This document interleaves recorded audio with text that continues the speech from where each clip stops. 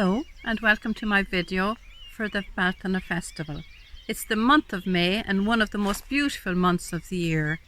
The Bealtaine Festival is all about arts and creativity.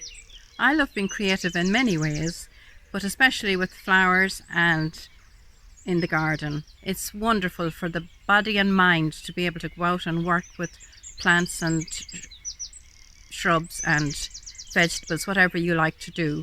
So I would like to show you around my garden to see some of the trees, perennials and shrubs that are in bloom now for the month of May and will give you joy in your garden.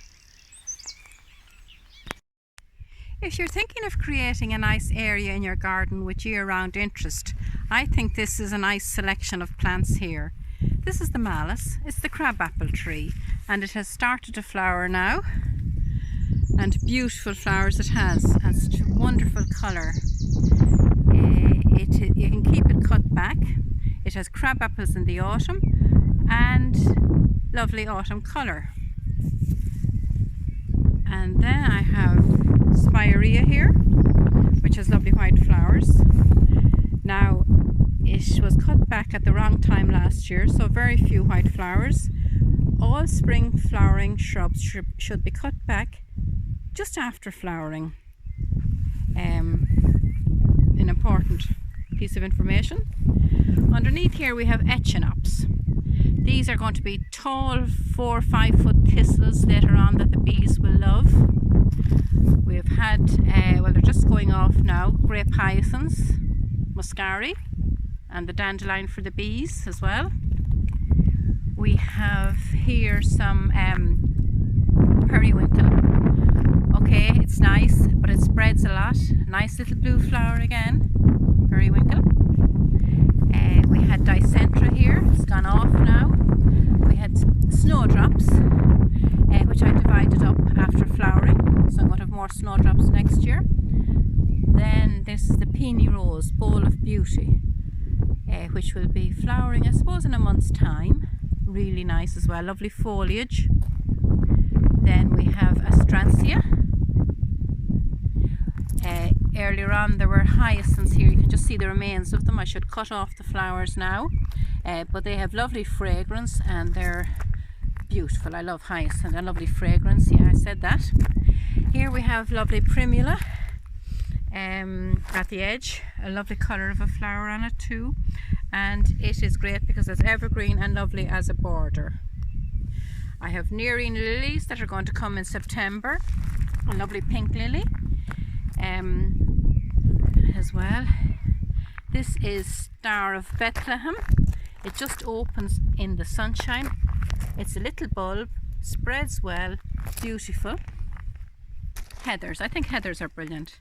For ground cover, need very little attention, just cut them back after flowering, and they are very attractive to the bees.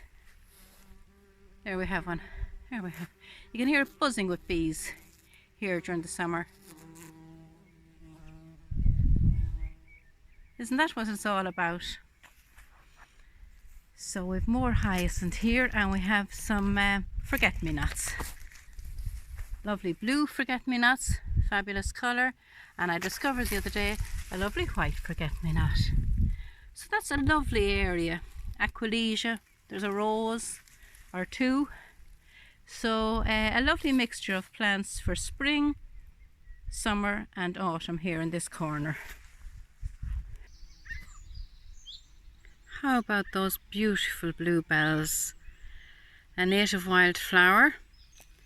You can go and see the bluebell woods, or you can create your own little area of bluebells. They're part of the hyacinth family. They're a bulb and they spread quite easily. So it is easy to create a lovely clump of bluebells, and I love them at this time of the year. And here we have bluebells of a different colour, this beautiful lilac colour. Absolutely, I love it. It's absolutely beautiful. I have it here with the Gardener leaves underneath it. They're evergreen and they've had a pink flower earlier on in the spring. I have some lovely iris that are going to come here. a Portuguese laurel in the background, and even the trunk of that tree. I just love looking at it. We have some white bluebells here. Aren't they magnificent? Absolutely lovely to see them in the different colours, the blues, the lilacs and the white. And it is here beside laurel, Autolucan, Prunus Autolucan, that's going to be full of white flowers for the month of May. I can't resist showing you those magnificent tulips. I bought them last October, bulbs. I buy bulbs every autumn, and they're the beautiful white ones. I've picked some for inside already. These are the gorgeous, feminine, beautiful, double pink ones. Stunning. Light up any day. And those magnificent, glorious orange ones. I just buy the bulbs in autumn, plant them in an ordinary pot, place them outside your kitchen window, your living room window, where you can see and enjoy them. They bring such happiness and joy just to look at them. You can be very creative and artistic with pots and containers and plants.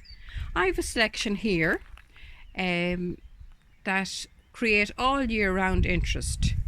This first one in a big pot is a rose. It's Arthur Bell. It's a fragrant yellow rose, really nice fragrance. Then I have a steel grass, which is there all year round as well. Needs to be a bit sheltered though. This gentian, flowering now, has been flowering for the last 3 weeks and will flower. Again, the foliage is evergreen on it. It likes ericaceous compost, but what a colour. What a beauty at this time. I must give it water it and feed it is most important for all these plants that you have in containers. Then there's the succulents. I love succulents. The colour, the beauty, and again they're there all year round. And this is another evergreen. It's Louisia. Magnificent, vibrant flowers at this time of the year. It comes in many different colours. This is an orange one. Needs a little feed, I would think. Again, it's ericaceous compost for the Louisia. Heucheras. A heuchera in many different colours. The leaves stay all year round and they all have a flower. They're a lovely plant. You want to watch for vine weevil sometimes in pots. They love heucheras. But you will notice if you have vine weevils, the plant will come away from the root because the vine weevil eats around the root of the plant. So if that happens, you need to take out your plants, throw away the plant and the compost, wash your containers very well and start off with new compost. I've been creative with seed as well. I've been sowing, these are antherynums, snapdragons, and I'm hardening them off here on the steps, and some stalks, some celery. This is a container of narcissi that I had in this pot, and they were beautiful fragrant narcissi. So now they're finished. I take out the pot and I will plant the narcissi in the ground perhaps, or keep them in the pot until next year. And I will replace with some summer bedding, some geraniums, some whatever in that pot, so I have nice colour throughout the summer. I have some aubrietia here, which is in full flower at the moment. And here I have some salad leaves. Can't forget to eat. So these are Oriental leaves I sowed in the middle of March, and they're coming on nicely. So I have more in another container, but I'm looking forward to eating them. I have some rosemary here, which you can use. Some parsley. You can have your herbs in pots too, and they do very well in pots because they like dry areas. And this is thyme. And then I have dianthus. Again, they keep their foliage all winter, and they have a beautiful pink fragrant flower. They're the carnation family. Hosta. Hosta in pots are great. The slugs can't access them as easily as they can if you have them planted in the ground.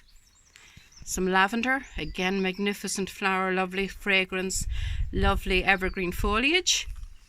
So you can create a beautiful area with different plants. This is a heather. Again, all year round, green flowers, good for the bees. And one of my favourites is Osteospermum. This keeps its leaves all year round as well. Has a magnificent flower. I love it. And you can break it up, divide it, grow it in many different places. And it opens when the sun is shining or when there's light, it's open. And of course, those magnificent tulips that I got bulbs I got last autumn as well. So, a number of pots can create a beautiful scene. And now I'll show you how to go about planting up a container for yourself. To create your own container then, you will need a container, compost and some plants. And it's up to you what you decide to plant in them. This is a lovely terracotta pot that I have for years, and there's a saucer with it, which is a great idea. And you can plant a plant into it, or you can just take a plant. This is an everlasting wallflower. It is quite dry, so I soaked it in water, and you can just put it in there to the pot. And it's as simple as that. That's a lovely plant. It's evergreen. It's an everlasting wallflower, and that's just a container planted up, and it will add to the beauty of the rest of the containers there. Or you saw this more on the last video that I had those narcissi in this container. I took them out. They're a great root ball to them. They're a really fragrant narcissi, so I'm going to keep them and plant them in the ground near where I can get the fragrance. And instead I have washed out my container, I have put fresh compost into it, and I'm going to plant a geranium in it. There are so many different types of summer bedding. You have the geraniums, you have petunias, you have marigold, violas, magnificent little faces looking at you. And then there's petunias, of course, Nepeta, bacopa, all them different ones. But just in this container I'm planting one plant, and this is the geranium. I think this is a stunning colour of geranium. They're a great hardy plant. Plant them in. The big thing is take them out like that lovely root ball, plant it down in your nice compost, firm it in well. More compost, firm it in well. Keep it watered and fed. And tomato food is excellent for flowering plants. It helps with the flowers. It helps with the flower. And the other thing about geraniums is when the flowers die, deadhead them, and that would be that would flower all summer. Beautiful plant, beautiful colour. And I'm going to place it back in here where I had the narcissi. So there we are, lovely there. Another great idea is a window box. This is a window box. Now it had no holes in it when I got it for drainage. Drainage is really important in all these things. So I got my screwdriver and I put holes into it. You can buy whatever size of window box you like. They're easy to move, they're light, they're great. So I could do different things in this window box depending on what I want to do. I could put some herbs in, like I could have my thyme, I could have my lettuce or parsley. I've been getting this in a small little pot. I have this for the last 2 years.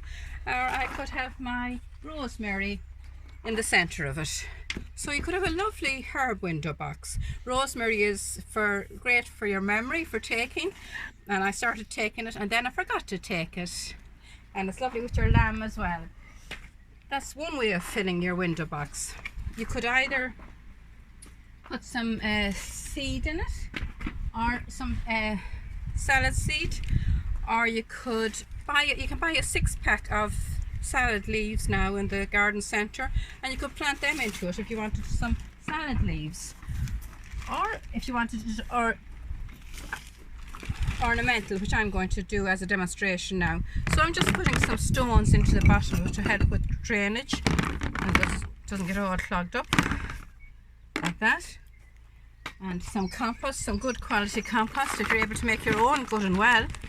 I bought this now. It takes a while to learn how to make your own compost and make it well, but it's the best thing for, especially if you're growing vegetables.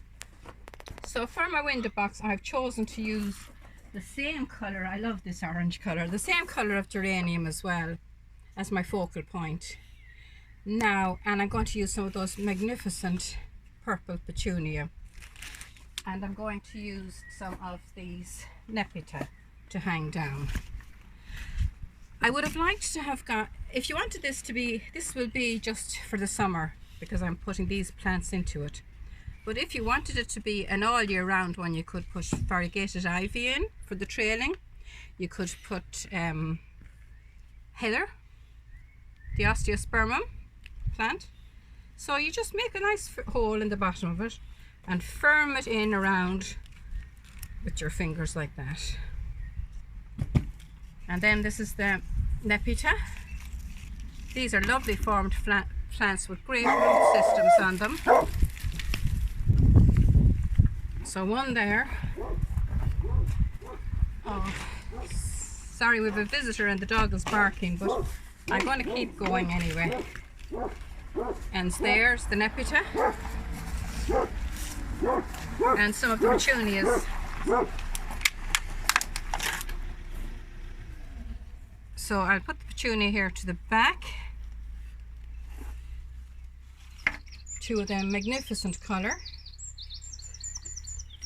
And then I'll put some of these to the little violas to the front here. So as I said before, the main thing is to keep it watered, to keep it fed all summer, no matter what you put in your containers. I think that's a lovely idea there with the bedding plant and the geranium.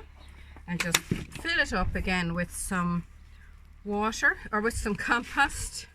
Watering, and you know, you think that there might be rain, but when the wind comes it dries it out very quickly. So I'm just planting that up, and then the last thing you do is to water it. No matter what you're doing, water it after planting.